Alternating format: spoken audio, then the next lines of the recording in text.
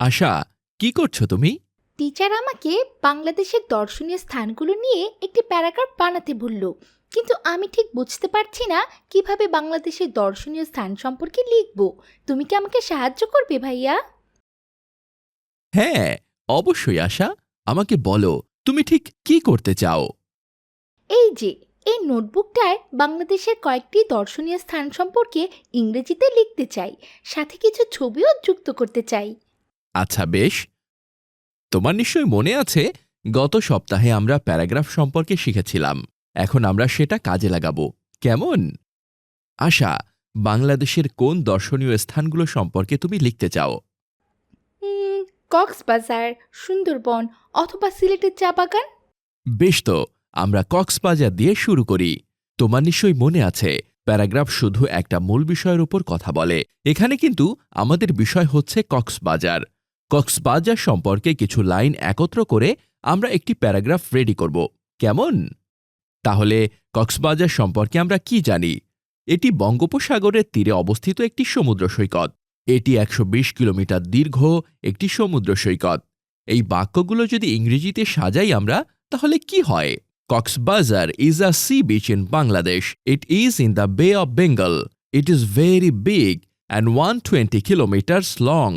দেখো আশা, প্রতি বছর অনেক মানুষ এখানে এর সৌন্দর্য দেখতে আসে। তারা সৈকত থেকে ঝিনুক ও মুক্তা সংগ্রহ করে। এগুলো যদি আমরা আমাদের প্যারাগ্রাফে যুক্ত করি, কেমন হবে? Many people visit here every year to see its beauty. They collect seashells and pearls from the beach. Cox's Bazar বিশ্বের সবচেয়ে দীর্ঘ সমুদ্র সৈকত, এটাও যোগ করে দিই। তাহলে বন্ধুরা, কক্সবাজার নিয়ে আমাদের প্যারাগ্রাফটা কি দাঁড়াচ্ছে? এসো আমরা একবার রিডিং পড়ি পুরোটা। Cox's Bazar is a sea beach in Bangladesh. It is in the Bay of Bengal. It is very big and 120 kilometers long.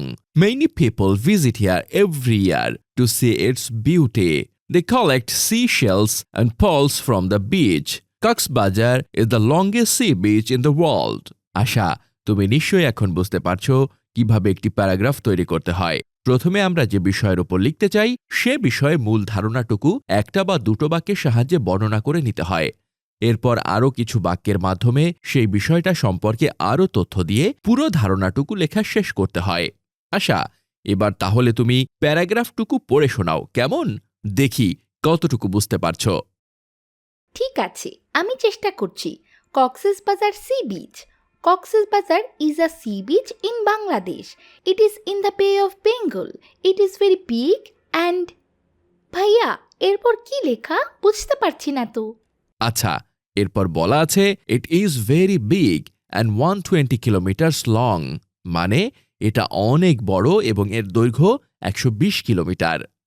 আচ্ছা, many people visit here every year to see its beauty.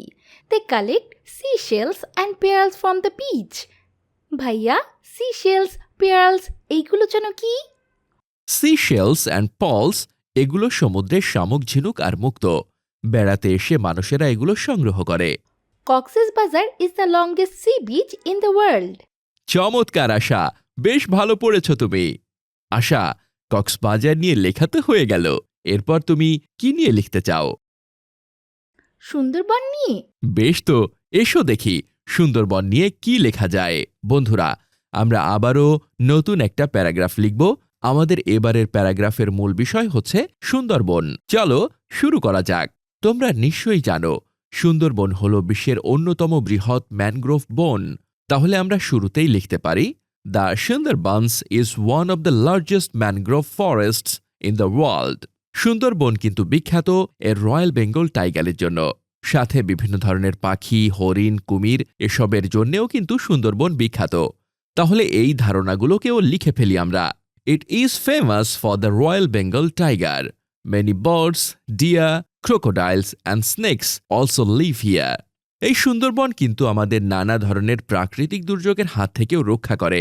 তাহলে আমরা লিখতে পারি, it protects us from floods and cyclones. আর সব শেষে একটা চমৎকার তথ্য দিয়ে আমরা আমাদের প্যারাগ্রাফটা শেষ করতে পারি। সেটি হল ১৯৯৭ সালে সুন্দরবন ইউনেস্কো কর্তৃক একটি ওয়ার্ল্ড হেরিটেজ সাইট হিসেবে ঘোষিত হয়েছিল।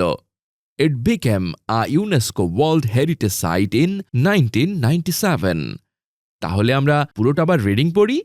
The Sundarbans is one of the largest mangrove forests in the world. It is famous for the Royal Bengal tiger. Many birds, deer, crocodiles, and snakes also live here. It protects us from floods and cyclone. It became a UNESCO World Heritage Site in 1997. আশা, এবার তাহলে তুমি পড়ে শোনাও দেখি প্যারাগ্রাফটুকু। The Sundarbans is one of the largest mangrove forests in the world. It is এরপর কি লেখা? Famous for the It is famous for the Royal Bengal tiger.